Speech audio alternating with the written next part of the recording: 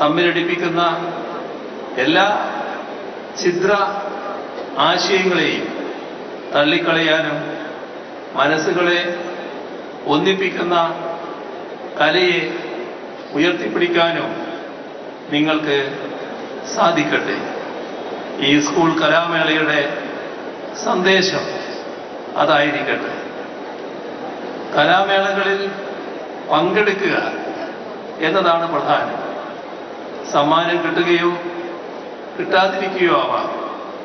പങ്കെടുക്കാൻ കഴിയുന്നു എന്നതിലാണ് സന്തോഷിക്കേണ്ടത്. അതിൻ്റെ ഭംഗിയെ മത്സരബുദ്ധി കെടുത്താതെ നോക്കണം. കുട്ടികളുടെ മാറ്റൊരുക്കലിൽ രക്ഷാകർത്താക്കൾ ഇടപെടാതിരിക്കാനും ശ്രദ്ധിക്കേണ്ടതുണ്ട്. കുട്ടികൾ അവരുടേതായ ലോകത്ത് വിഹരിക്കട്ടെ.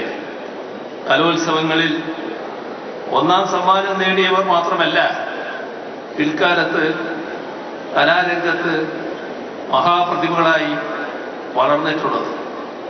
2ഉം 3ഉം സ്ഥാനങ്ങൾ കിട്ടിയവരും ഒന്നും കിട്ടാതിരുന്നവരും ഒക്കെ വലിയ പ്രതിഭകളായി പിൽക്കാലത്ത് ഉയർന്നു വന്ന ചരിത്രമാണ് ഇവിടെയുള്ളത്.